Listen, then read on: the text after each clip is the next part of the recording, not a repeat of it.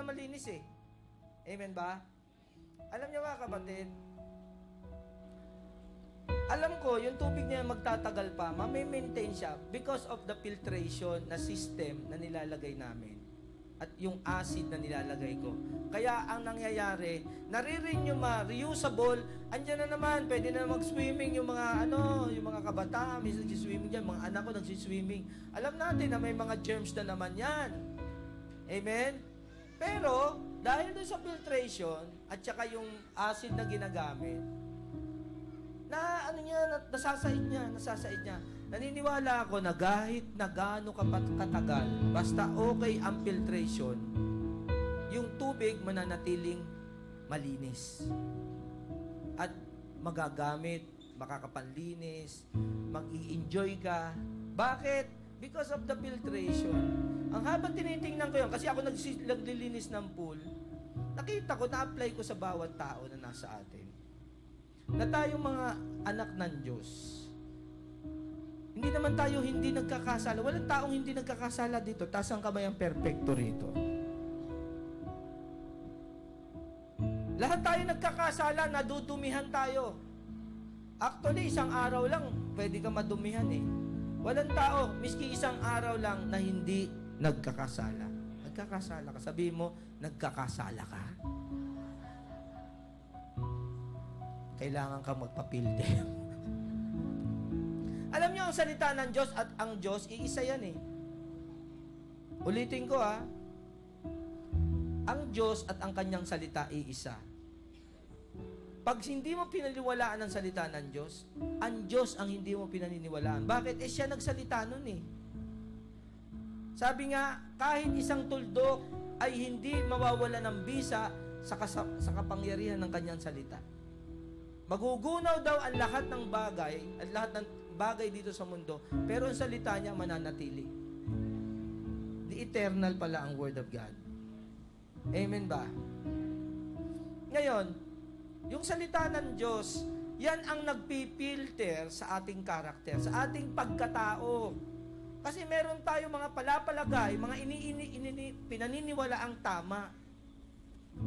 Minsan na ituro ng mga magulang natin, minsan na ituro doon sa kalye, minsan pati ang TV, tinuturuan tayo ng mga kultura. Dan, pakihinaan konti. Tinuturuan tayo ng mga kultura na dati, hindi katanggap-tanggap ng kultura, pero ngayon tanggap na. Sabi ng tatay ko doon, alam mo dati, pagka ang hapon, sabi niyan, pumunta ka at lumapit ka, pandidirian ka ng lahat ng mga tao. Ngayon, nagkakandara pa ang Pilipino papunta ng Japan. Pero dati daw, makatabi mo lang daw yung hapon, ayaw! Yung kultura, nag-iiba, diba? Pero alam niyo, ang salita ng Diyos hindi nag-iiba. Nagpapanatili, nagpapatuloy. At ang importante na ang lahat ng ating karakter, ang ating buong pagkatao, pinapipilter natin, pinadadaan natin sa filter ng ating salita. Sa mag-asawa, laging meron tama na laging pinagtatalunan. Kasi may mga may mga bagay na parehong tama naman yung pinagtatalunan nyo. Ang tanong lang, sino ang dapat masunod? Amen? Dahil nagtatalo, kaya lagi may natatalo.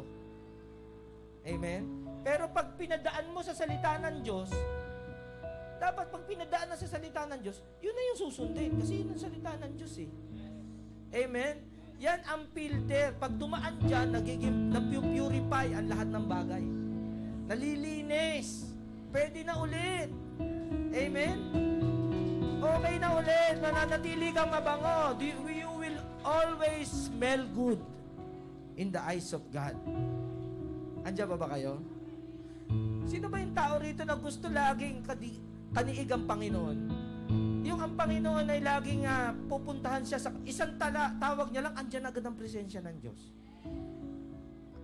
Pwede ba makakita ng mga kamay? Dito Panginoon ngayon eh. Amen?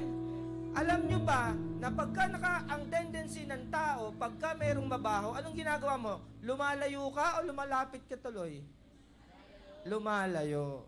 Amen? So, ang ibig sabihin, napaka-importante na meron tayong kagagaling mo lang sa filter at ikaw ay mabango. Sa harap ng Panginoon, dapat mabango ka. At kung ikaw ay mabango, ang Panginoon, hindi mo kailangan tawagin, konti lang, lalapitan ka. Ang bango mo ngayon, Alam nyo, paki-flash nga yung awit ni Solomon. Isa lang naman yung verse natin dyan. You smell good. Awit ni Solomon, chapter 1, verse 3. Taglay mong halimuyak, saan kaya maitutulad, kulang na you. Parang text, Kaya pa hindi ko mabasa. Kaya, saan man maitutulad, simbango ng pangalan mo ang samyo ay malaganap. Wow! Lumalaganap! Dapat ganyan pala yung natin, Andiyan ba kayo? Lumalaganap, kaya lahat ng dalaga ay sa iyo ngang nabibihag. Andiyan lang tayo, no? Yan lang, isa lang. Ang pinag-uusapan dito, hindi tayo. Ang Panginoon yan. Ibig sabihin, siya yung mabango. Ibig sabihin, ang Panginoon, yan ang gusto rin. Kung siya nagpapabangos, yung siya malinis, gusto niya, yung asawa niya na iglesia, malinis din. Ang halimuyak daw. Ang karakter daw. Yan ang sinasabi niyan, mga kapatid, Amen? Simbango ng pangalan mong ang samyo ay malagana. Andiyan pa ba kayo? Hello? Ang gusto ng Panginoon, ang kapartner niya, ang iglesia, ang babaeng ikakasal, tayo yon, mga kapatid, mabango. Paano tayo bumabaho? Pagka merong mga bagay tayo na kahit konti lang, pinananatili natin dito sa templo ng ating Panginoon. Ang templo, mga kapatid, itong bahay ng Diyos. Tayo yun. Gusto tayong uwian ng Panginoon. Amen? Andiyan pa ba kayo? Tayo ang templo ng banal na Espiritu. Tayo ang tahanan niya. Meron ba itong tahanan na gusto mong uwian? Di ba pagka yung tahanan mo, pag uuwi ka, yan yung lugar na kung saan makakapahinga ka. Diyan yung saan ikaw ay meron kang tinatawag na peace of mind. Amen? Yan yung talagang lugar na kung saan gustong-gusto mong balikan. Kasi tahanan mo yan Andyan yung mga mahal mo sa buhay. Andyan yung mga persona na nagmamahal sa'yo. Katulad kunyari ako, andun ang asawa ko, andun yung mga anak ko. At alam nyo, yung bahay walang kwenta kung andun yung mga personang minamahal mo. Kaya mo gustong umuwi kasi gusto mo makita yung asawa mo, gusto mo makita yung mga anak mo. At yan ang nagpapaligaya sa'yo. Ganon din ang Panginoon. Andiyan pa ba kayo? Walang kwenta ang templo o ang bahay kung ikaw lang mag-isa. Hello? Minsan nakapauwi ako lang mag-isa rito sa bahay namin. Sabi ko, laki nga ng bahay, walang tao. Hindi masaya. Andiyan pa ba kayo? Minsan nung nagtampo yung misis ko sa akin, noon pa yon, di pa ako pastor. 10 araw umuwi sa kanila. Ako lang mag-isa sa bahay. So nakita ko yung bahay pala walang kwenta pag ikaw mag-isa. Ang Panginoon ganun, mga kapatid. Gustong-gustong umuwi dito sa templo natin. Sabi mo, ako yung templo ng banal na Espiritu. Gusto kang uwian ng Panginoon Ang tanong, how do you smell? Do you smell good? Ikaw aawin ng Panginoon. Baka mamaya meron pa diyang hatred na nandyan. Bitterness, tampo, galit, kasakiman. Nandyan ba kayo? Pride. minsan ang Panginoon, gusto nang bumalik, ang gustong umuwi, kaya lang may naaamoy. Hello? May naaamoy siya. Parang nakita niya, hindi ako pwedeng mag-enjoy sa templo ko ngayon. Hanggang ngayon, ayaw pang alisin ang dumi. Ayaw magpa-filter. Hello? Alam na naman natin, gusto natin mag-swimming, pag bulukan tubig, ayaw natin mag-swimming. Bakit? Mabaho. Ang tanong, kung susuruyan natin ang ating sarili, when did you last time ka na nag-repent at yung mga kasalanan mo, talagang Lord, patawarin mo ako, Panginoon. Pinagsisisihan ko talaga. Pinatawad ko na siya, Panginoon. Wala na ako sama ng loob. Gusto ko mapilter lahat sa iyong salita. Itong puso ko at buhay ko. Para ikaw, Panginoon, makabalik ka at mag-enjoy ka ulit sa akin. When is that last time? Na yung prayer talagang sincere heart. Alam niyo, pagka naglinis ka, hindi naman madaling maglinis eh. Andiyan pa ba kayo? Mahirap din, nakakapagod din. Pero, pagkatapos mo maglinis, para kami kapayapaan, di ba? Ang ganda, ang bango. Alright, ang ganda. Kaya na meron mga tao na nakasanayan na kahit na madumi, para naman tinitingnan na lang niyang ganon. Yung iba, kahit na maraming hugasin, pabayaan mo si nanay maghugas niyan. Para nakasanayan, alam niyo pa, mamamanhid ang puso mo magkagano. Pagka ikaw may nakita kang hindi, ay dapat banatan mo na agad. Amen? Ayusin mo na agad. Talagang ayaw kasi mamamaho ito. Andiyan ba kayo? Pagka nakasanayan, mahirap yung nakasanayan, parang putok. Alam mo yung putok? Siya hindi niya naaamoy, lahat ng tao naaamoy. Bakit? Sanay na? Sanay na nakaprogram na yung ilong niya dun sa amoy. Ang bila, hindi yan mabaho. Hindi mabaho yan. Hindi niya alam, mabaho. Hello? Meron mga tao madiriin talaga eh, di ba? Pag nakaamoy mo, biglang lumalayo, tapos biglang pupunta sa isang sulok, sumusuka. Bata harap. Eh, siyempre, ayaw niya mapahiya. Bakit gano'n? Ano nangyayari sa'yo? Wala lang. Andiyan ba kayo? Pero ako dati nakasakay sa ang bira. Ewan ko bakit yata. Nakamotor kasi siya. Ang kapal ng jacket niya. Eh, meron siyang para ahente yata yun eh. Bigla sabihin ba? Pagbukas binuksan yung jacket, ang binuksan na pambihira, umalingas. Talaga, biglang buksan niyo yung mga bintana! Binilisan ko kasi para yung hangin pumasok, pambihira, hindi pa rin kahit. Wow! Sabi ko, alam nyo, napaka-importante na tayo, we smell good. Kasi sino ba gusto rito? Ang Panginoon lagi mong kasama. Ang sabi pa naman ng Panginoon, sasamahan kita. Sasamahan kita, sabi ng Panginoon, hanggang sa dulo ng daigdig. Di ba yun ang sabi kanina, Matthew chapter 28? Hanggang sa dulo na, walang iwanan to, I will never leave you nor forsake you. Amen? Pero sabi ng Panginoon sa'yo, pero medyo didistansya ako doon ka sa kabila, naamoy kita. Ano mga kapatid? Ang nagpapadumi sa tao, yung mga kasalanan na iniiwan natin dito, yung mga unforgiveness,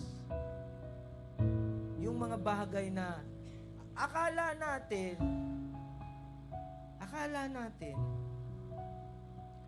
yun ang magpapataas ng dignidad natin tsaka pride. Pero hindi natin alam na yung pala ang nagiging dahilan ng kaaway para ang Panginoon hindi makagalaw sa'yo, hindi makagawa. Hindi siya malayang makagawa sa'yo. Yung mga bagay na gusto niyang gawin para sa'yo.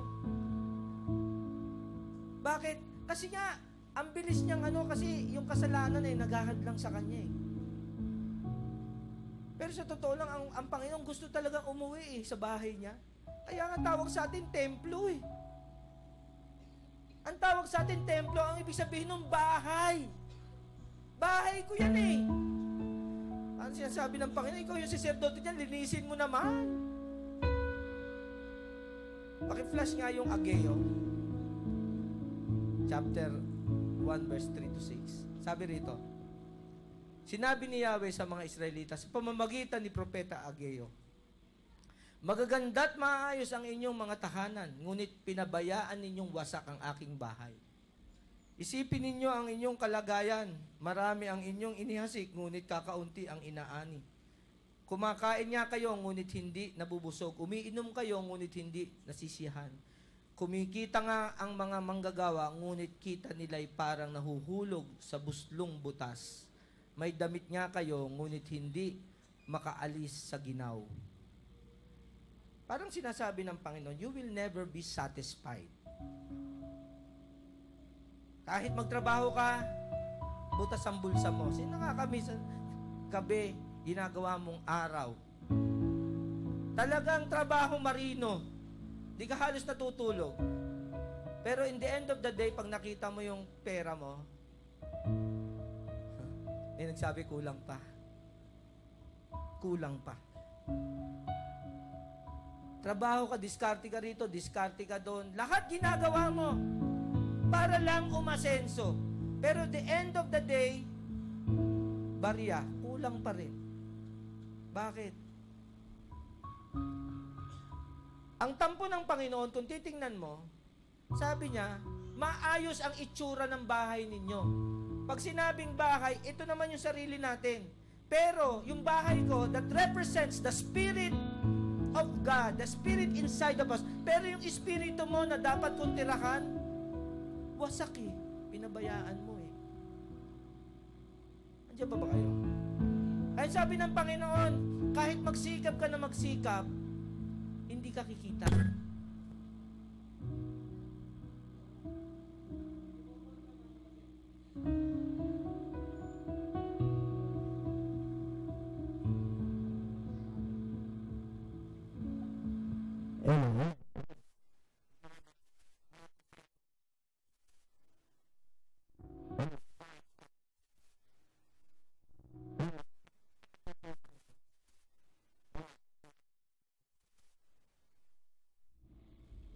Marami daw ang inihisik. Pagka marami hinisik, ibig sabihin, laki ng puhunan yan.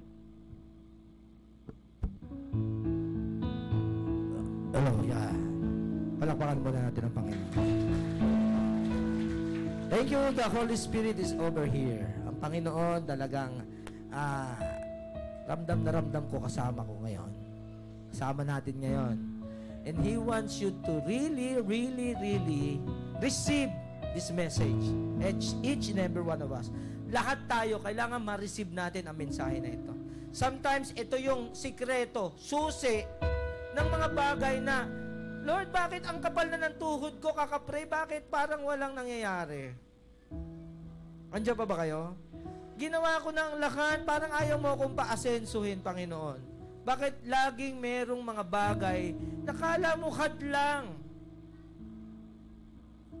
doon sa mga pag-asenso ko? Ito sikreto, mga kapatid eh. Sometimes, yung filter mo, yung mga bagay na nandyan, yung dumi, nananatili eh. Hindi ka nagpapatawad, yung galit, andyan pa rin. Meron kang ginagawa, na paulit-ulit mong ginagawa, na alam mo mali eh. Ilang beses ka na kinakausap ng Panginoon, pero paulit-ulit mo pa rin ginagawa. At yon ang nananatili. That's why, ang dali na mabulok ng tubig. Merong namamaho dun sa loob. Merong kabulukan sa ating spirito. Sometimes, kailangan once and for all. Habang nag-preach ako ngayon, sa isip mo, tanungin mo na agad ang Banal Espiritu, Lord, what is? What is it? Panginoon, meron ba ako, Panginoon, na merong isang kasalanan o kang kasalanan na patuloy ko nagagawa na minsan nakasanayan ko na nakasanayan ko na hindi ko na napapansin. Para bang nag-adapt na yung talagang spiritual life mo dun sa bagay na yon. At dahil doon, mga kapatid, at dahil doon, ito ang inaani natin. At ang kaaway, tuwan-tuwa kasi hindi mo alam eh. Alam nyo ba, na every time na kahit na hindi mo alam, pag kami ginagawa kang mali, kahit hindi mo alam yan, ha? Mananatili ka nagkasala. Kunyari, nag-left turn ka, hindi mo alam. Hindi mo alam eh. Pinasok mo, left turn. Siyempre, pagdating sa kanto, hulihin ka. Sasabihin mo ba sa pulis, hindi mo alam? Hindi, may penalty na yan. Andiyan ba kayo? Bakit? Sa tingin nyo ba si Satanas nagpapabaya? Pag tayo may ginagawang kasalanan, yan agad ang sasabihin ni Satanas, hindi mo pwedeng pagpalain yung anak mo na yan. Bakit? Patuloy niyang ginagawa yung mali na ginagawa niya. Bakit mo hindi mo pwede. Ako yung hadlang sa'yo, magiging hindi ka banal na Diyos, sasabihin niya. Hindi ka makatarungan. Bakit? Bakit mo pagpapalain isang tao na sinumpa mo dahil hindi sumusunod sa'yo? Andiyan ba kayo? Nakikita nyo, magaling na attorney si Satanas, mga kapatid. Andiyan, magaling na attorney yun. Kaya laging nasa harapan ng Panginoon yun eh. Tingnan mo na, the accuser of the brethren. Ayan ang tawag sa kanya. I accuse him. I accuse her. I accuse. Kaya tayo, kung hindi natin alam, patuloy na yung hirap na hirap, hindi tayo, umiinom tayo, pero hindi tayo nasisihan. Kumikita nga ang mga manggagaw, ngunit ang kita nila ay parang nahuhulog sa buslog na butas. Sino yung sino parang nakakaramdam na ganyan? Parang wala ka naiipon. Kaya minsan nakakaisip ka ng masama. Bakit? Kasi nga hindi ka nakakaipon. Bakit? Kasi nga there is something, bagay, kung meron tayo dyan na nasa loob, na kailangan natin ipagsuri, ipaalam, o ipadaan sa liwanag ng ating Panginoon. We must do it. Amen? Alam ko pagka minsan, mga kapatid, yung tubig na pabayaan ko mga 4 na araw, talagang iba na amoy eh. Ang gagawin ko doon, mas kakapalan ko yung asido. Yung chlorine. Tapos, paaandarin ko siya ng mga 3 hanggang 4 na oras. Pagkatapos ulit, mabango ulit. Kaya lang, mas matindi. Mga kapatid, yung asido na nilagay ko, mas mabilis mag-penetrate doon sa mga bacteria. Bacteria yun eh. Bacteria. Alam nyo kung bakit na-preserve yung mga soft drinks kahit matagal na? Kasi walang bacteria sa loob. Yung mga dilata, ligo. Minsan 1 taon na, nasa tindahan. Pag kinain mong ganun, sariwa pa rin. Amen ba? Sabi nila, yung daw ang isda na pinakantanga, pumasok sa loob ng lata. Pero mga kapatid, magtataka ka pag kinain mo sariwa. Bakit? Wala kasing bacteria. Ang buhay natin, mga kapatid, pag may bacteria to, unang-una, hindi ka papapasok ng Panginoon kasi sabi niya, banal siya eh. Be holy, sabi niya, for I am holy. Sabi ng Panginoon. Kaya minsan, hindi ka niya masamahan. Kahit pangako niya yun, malayo ang distansya niya sa'yo. Ikaw naman, mayroong mga panalangin na parang hindi mo naririnig ang Panginoon. Andiyan ba kayo? Minsan, Lord, ba't yung presensya mo parang hindi ko maramdaman? Hindi ka tulad nung dati. Dati isang tawag ko lang sa'yo, andiyan na, nararamdaman na kita. Napapaiyak na agad ako, nararamdaman ko yung puso mo, nararamdaman ko yung gusto mo. Ba't kayo parang Panginoon, parang ang layo-layo mo? Sino yung minsan nakakaramdam ng ganon? Why? Kailangan mo magpa-filter. Filter ulit tayo. Baka meron something. May something sa loob. Andiyan ba kayo? Huwag nating kasanayan na maiprogram natin ang ating mga ilong na kahit na mabaho, hindi niya na naaamoy na mabaho. Na kahit na may kasalanan na, tinanggap mo na. Hello? Alam niyo ba ang plano ng Diyos? Paki-flash nga yung plano. Ang ganda ng plano ng Panginoon eh. Plano ng Panginoon doon sa Efeso, chapter 5, 26 to 27. Ang sabi niya, upang ang iglesya'y italaga ng Diyos matapos, i-filter? Ayun. Linisin sa pamamagitan ng tubig at salita. Ibig sabihin niyan, padadaanin mo talaga sa salita ng Panginoon yung karakter mo, yung pagkatao mo, yung mga nais mo. Padadaanin mo sa filter ng ating Panginoon. Sabi niya, ginawa niya ito upang maiharap sa kanyang sarili ang iglesyang marilab, banal, walang batik at walang anumang dungis o kulubot. Wow! Pinakamaganda! Masyado malakas. Yung area dito, hinamo. Yun ang plano ng Panginoon. Gawin ka daw na iharap sa kanyang sarili ang iglesia.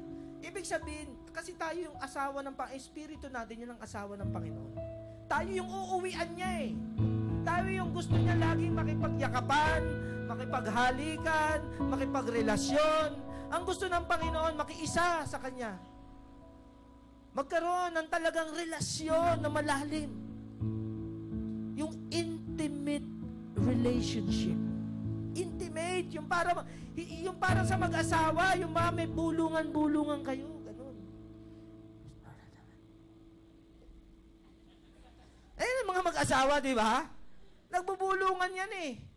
Hindi na ba kayo nagbubulungan?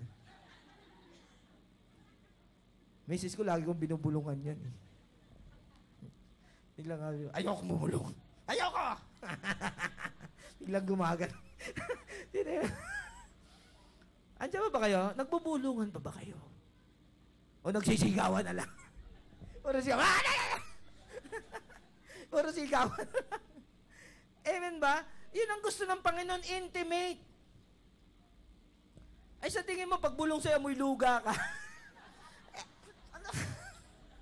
Pambira, amoy luga ka, maglinis ka ng tenga mo. Ang pangit nun. Andiyan ba kayo? Siyempre, pag magbulungan, ibig sabihin, malapitan yan. Siguraduhin mo nag-toothbrush ka. Amen ba? Alam mo, hindi ang relasyon ng Panginoon tsaka ng tao, yung mga anak niya, hindi malayo sa relasyon ng tao sa kanyang asawa. Tao sa kanyang anak. Tao sa kanyang ama. Yan lagi, dyan umiikot ang relasyon ng mga Kristiyano bilang ama, bilang asawa, bilang anak, andun lagi. Bilang kaibigan, God is a person like us. Katulad niya tayo, kaya tayo binigyan niya ng konsensya. Binigyan niya tayo ng wangis niya. The DNA of God is running inside our whole soul. Andito. Kaya tayo madali magkaintindihan eh. Kaya naiintindihan agad natin ang Panginoon eh. Yung mga hindi makaintindi, hindi masunurin yon, hindi sumusunod sa Diyos, kaya hindi niya maintindihan ang Diyos. Yung naguguluhan sa Bible na, nagtataka ako, pagka si dating daan ka nagtanong, maguguluhan ka eh. Pagka ba't ganun? Head knowledge kasi, wala talagang personal relationship. Pero sa totoo lang, pag ang Panginoon kilala mo, ang dali niya maintindihan. Hello? Andiyan ba kayo? Alam mo agad kung ano yung ayaw niya. Alam mo agad kung ano yung gusto niya. Maririnig mo siya. Pagka ikaw may relationship ka malalim, ibig sabihin, itong batang ito masunurin sa akin. Pinadadaan mo lahat ang iyong pananindigan, pinadadaan mo lahat ang iyong buong pagkatao. Doon, sabi niya, sa kanyang salita, pinalilinis ng bawat mananampalataya ang kanyang buhay sa salita at sa tubig. Yan ang sabi ng Bible. Ibig sabihin, ito yung filter ng natin lahat. This is the filter of our temple. Dito pinipilter yan. Andiyan ba kayo? Naiintindihan ba natin? Ang gusto ng Panginoon, isang araw, maging malinis ka. Malinis na malinis. Walang kulubot. Ibig sabihin, ang kinis mo, bro. Ang kinis mo, sister. Wala kang kulubot. Hindi ka naman nagpabelo. Parang pag dumaan ka sa Panginoon, parang na plastic surgery ka ng ano eh. Wow! Kinis. Amen ba? Ginawa upang maiharap sa kanyang sarili. Kasi ang gusto niya, pag iniharap ang iglesia sa kanyang sarili, talagang kaakit-akit. Saan ba kayo nakakita ng ikakasal? Pangit. Ang dumi-dumi, ang baho. Tapos hindi malinis. Di ba lahat na ikakasal, bago ikasal yan, talagang, wow! Kukuha pa ng mga talagang mga couturier yan para paganda dun sa damit pa lang. Tapos mayroon pang mga gakuha ng mga makeup artist. Minsan, mas malaki pa yung sahod ng makeup artist kaysa sa pastor na magkakasal. Talagang bakit? Kasi ihaharap yung yung babae. Dun sa lalaki, kailangan flawless siya. Di ba ganon? Tingnan nyo, kung hindi ang hangarin ng Diyos parang kasal. Paki-flash nga ulit yung verse. Andiyan pa ba kayo? Sabi niya, wow, ginawa ng parang nilagay sa plato.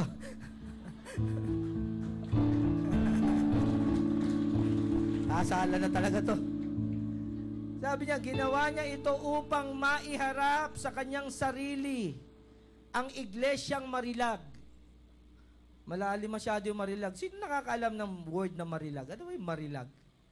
Yung talagang kaakit-akit, ganun ba yun? Yung talagang walang bahid, talagang napakaganda, ganyan.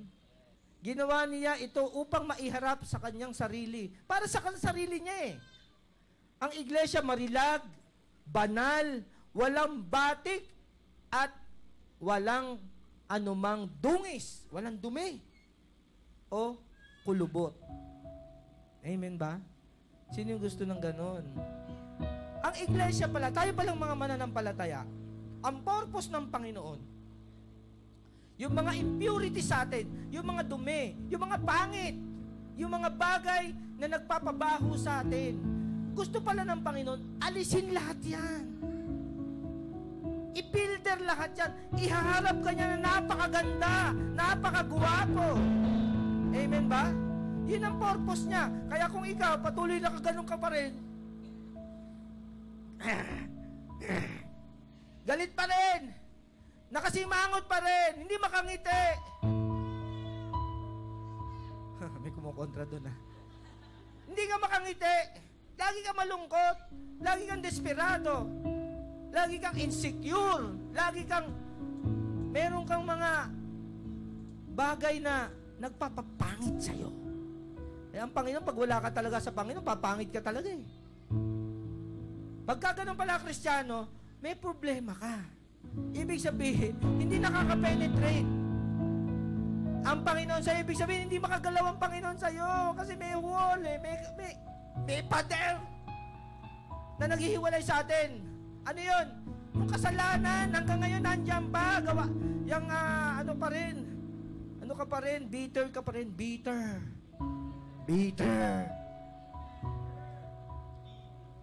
May galit ka pa rin.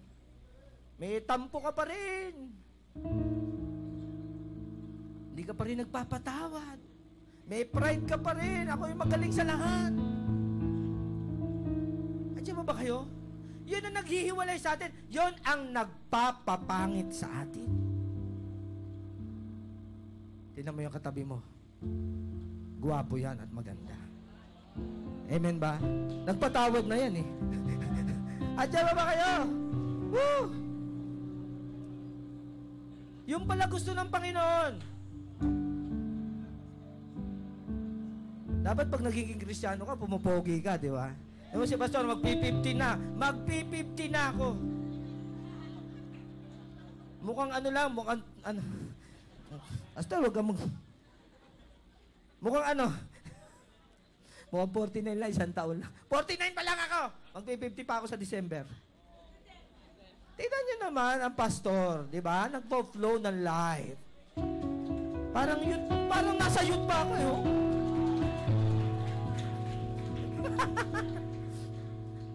Si Bren nga, tinatalo ko pa sa ano yan, sa strat eh. Tinuruan ko lang yan eh.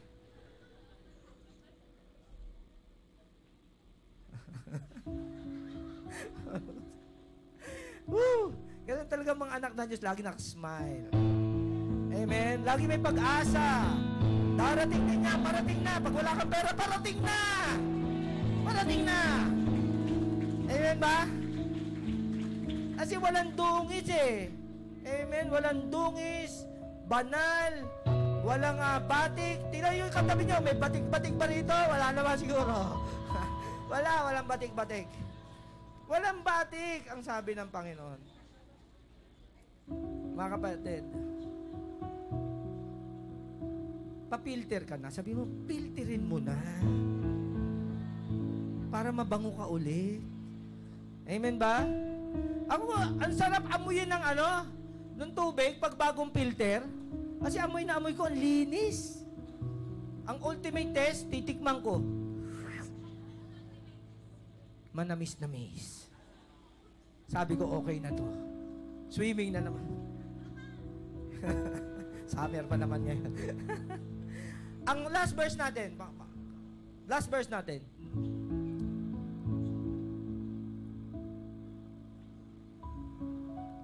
Kaya't ang sino mang nakipag-isa kay Kristo ay isa ng bagong nilalang.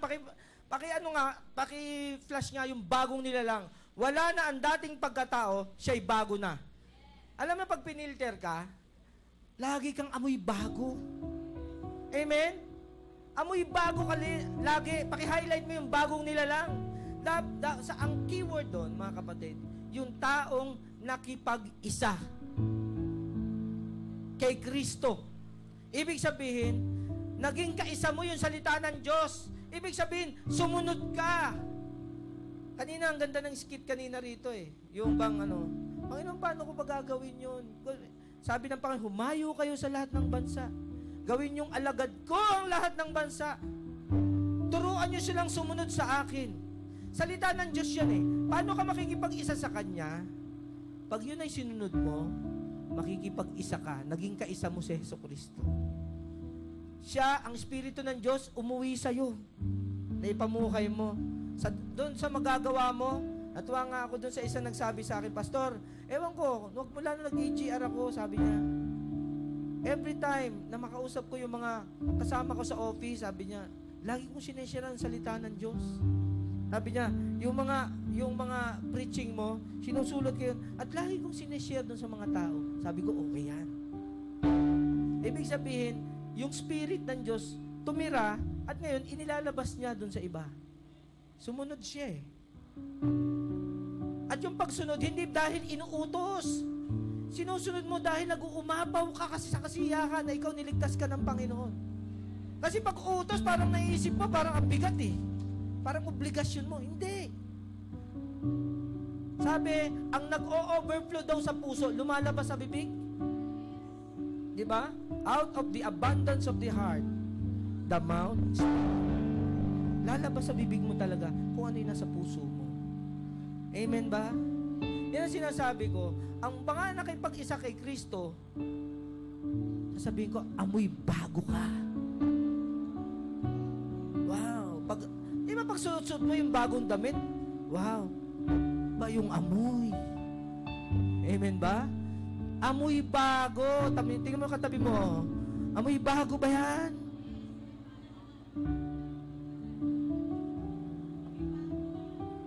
Bagong laba. Amen, di ba?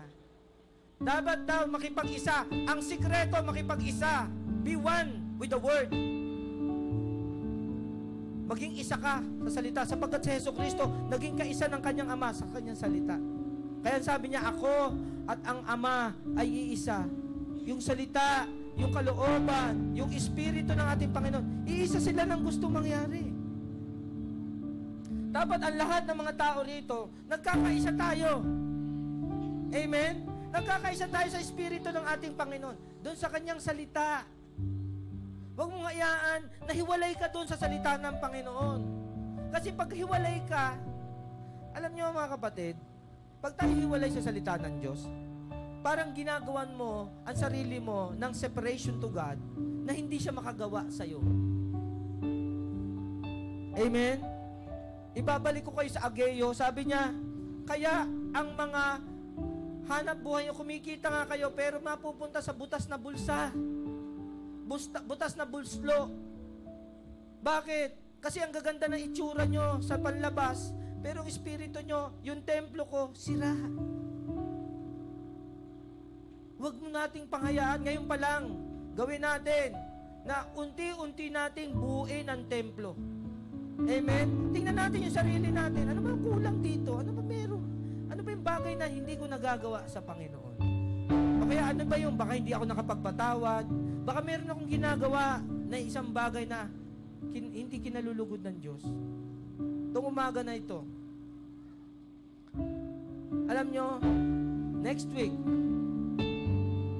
yung anniversary ang death anniversary ng ating Panginoon, may Holy Week, recognition ng ginawa ng Panginoon sa atin na kahit mahirap, bumaba siya sa langit niya, nagkatawang tao, nakaisa doon sa kalooban ng Diyos, at ibinigay niya ang kanyang buhay para tayo maging kaisa naman niya at madala niya sa langit. Ang hirap nung ginawa niya, mga kapatid. Kinain lahat ng Panginoon pride niya. Nagpabugbog hanggang kamatayan. Nagpapako sa krus. Hindi naman siya nagkasala. Ang purpose niya, makaisa ka. Maging isa ka. Makasama ka niya. Sapagkat saan tayo galing tayo sa Kanya. We belong to Him.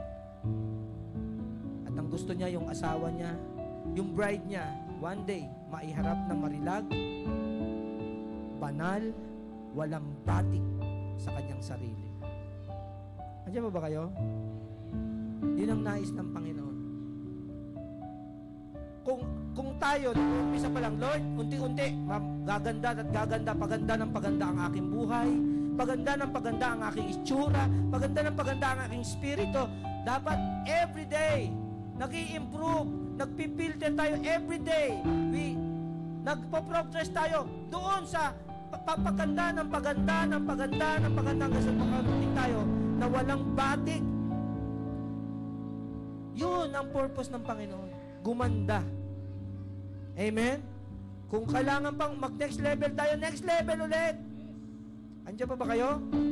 Paganda ng paganda daw eh. Bagong nilalang. Everyday, napaborn again ka. Everyday, napaborn again. Woo! Pag nakikita mo, alam nyo yung kasalanan, hindi natin maalis. At alam ng Diyos yun, kaya siya namatay sa ating kasalanan. Alam niya yun. Pero yung nananatili, yun ang problema. Yung mga hindi nagpipilter dyan, magmula sa araw na ito, yung pagpapilter na yan, kailangan yan, araw-arawin natin yan, lagi tayong mabango. Amen? Kaya pag isang tawag mula sa Panginoon, Lord, anak, ano yun? Andun agad siya. Amen ba? Andiyan ba kayo? Madali mo siyang marinig. Madali mo siyang maintindihan. Madali mong masabi sa'yo yung direction ng buhay mo. Na kanan ka, wag kang kakaliwa. Pag sinabi naman ng Panginoon sa dulo, tumigil ka muna dyan. Madali mo siyang, hindi ka madidisgrasya. Bakit? Kasi meron kang guide. Laging magsasabi, kakanan ka, kakaliwa. Hindi ka maliligaw. Bakit? Mabango ka eh. Laging ang Panginoon bumubulong sa'yo. Ang Panginoon laging katabi mo. Bakit? Lagi ka nagpipilter eh. Andiyan ba kayo? Itong umagang ito, isang makapangyarihang mensahe pinapadala ng Panginoon sa atin. Kasi may gagawin ng Diyos sa church natin eh. Hindi mananatili na tayo-tayo lang. Kailangan humayo tayo. Talagang sundin natin yung kalooban ng Panginoon. Amen? Pag nakita natin may dumi, mabilis tayo sa pagpipilter at paglilinis. Mga kapatid, minsan mahirap maglinis. Pero pagkatapos maglinis, ang sarap ng pakiramdam natin. Tayo lahat.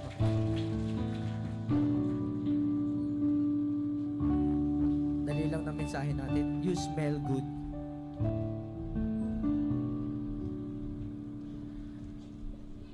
Awitin natin yung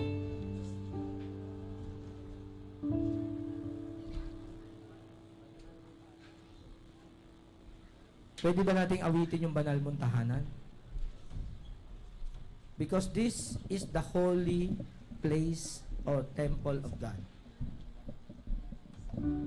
At lalapit tayo sa Panginoon and we're going to invite God, Jesus Christ,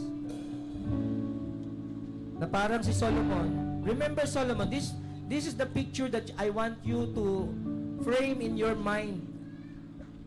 Nung inalay ni Solomon, yung first temple, yung unang templo, doon sa Israel, ang ganda, pinaganda niya ng gusto, may gold, lahat inayos niya kung ano yung specific ng Panginoon. Ginawa niya at doon, nag-alay sila ng lahat ng alay, yung mga baka, inalay nila doon.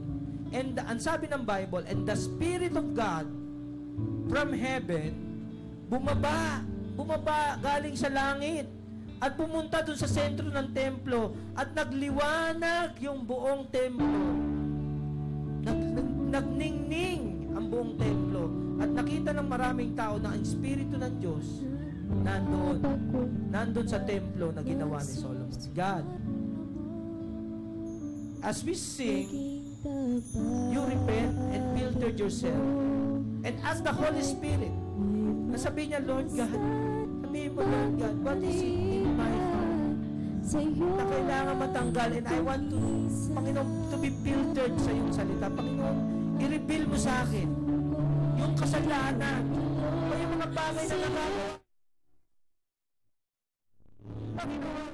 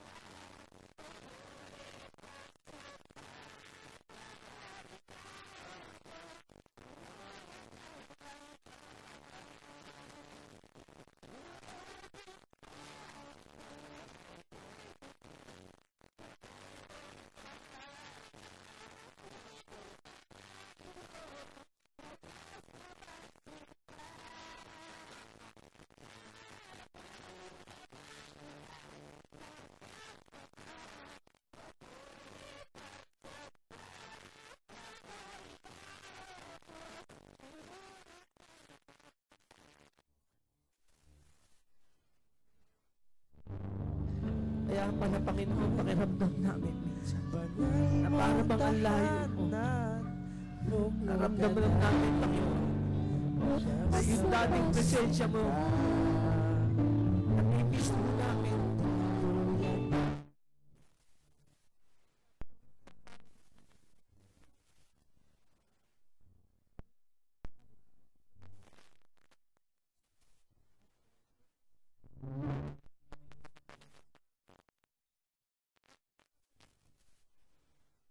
Panginoon, reveal to us, Panginoon. What is it, Panginoon? Kung meron kami mga kasalanan na patuloy na ulit-ulit na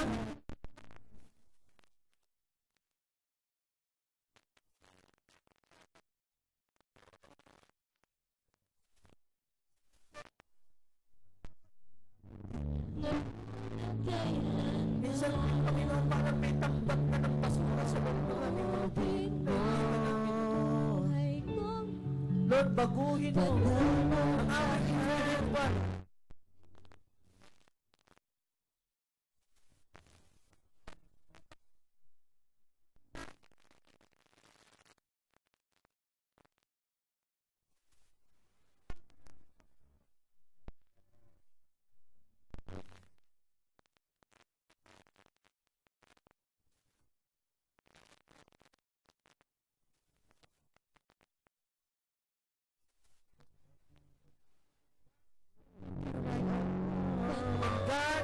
Wants you to be humble yourself.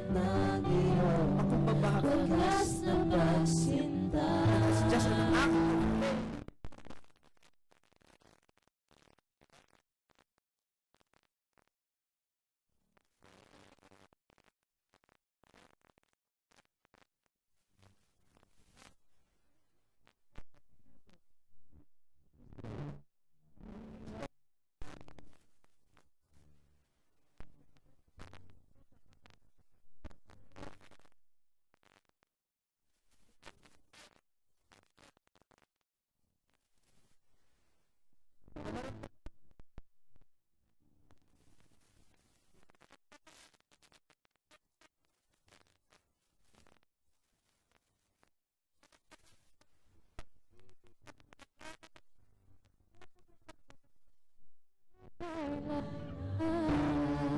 Maramdaman ng bawat isa ang iyakan mo.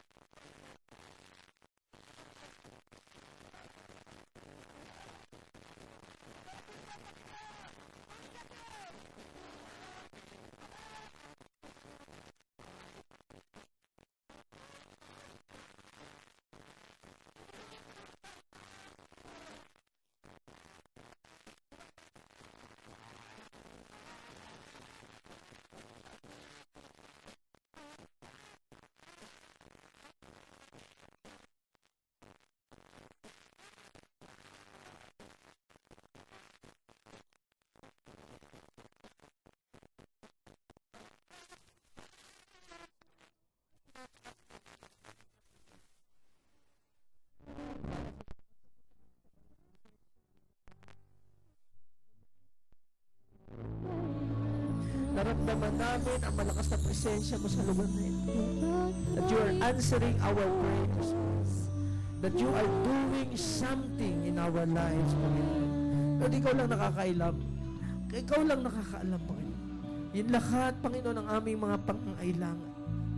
Panginoon, iniisip pa lang namin, alam mo na kung anong gagawin mo, Panginoon. Lord, binibigyan ka namin ng laya sa aming mga buhay, Panginoon.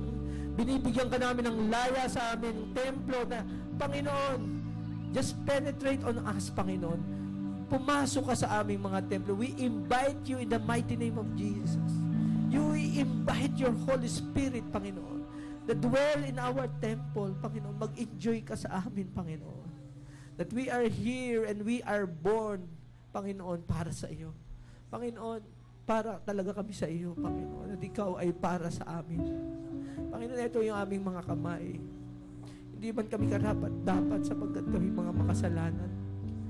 Pinagindapat mo, Panginoon, dahil sa dugo na nabubuo sa krus ng Kalbaryo, sa kapatawaran ng aming mga kasalanan dahil kay Jesucristo, Panginoon. Pinatawad po kami. Binigyan mo kami ng karapatang maging mga anak ng Diyos. Inlagay mo kami sa isang iglesia, Panginoon, marilag. Walang batik, maganda, walang kulubot sa iyong katawan. Napakaganda ng iyong, Panginoon, intention sa amin. Panginoon, dalangin namin ang bawat isa ay magkaroon ng panibagong buhay, Panginoon. Bagong pagkatao, iiwanan yung dating pagkatao na bulok, Panginoon, na nasisira, Panginoon. Yung dating pagkatao na punong-puno ng problema. Ngayon, makikipag-isa sa iyo, Panginoon. Ikaw ang magiging espiritu ng aming kaluluwa. Ikaw ang mangunguna, ikaw ang maghahari. Ikaw ang magdidesisyon sa amin. Ang nais namin, Panginoon, ang buong buhay namin ay ikaw. Ito po lamang ang aming samo at dalangin. Sa pangalan ng Panginoong Hesus. Amen.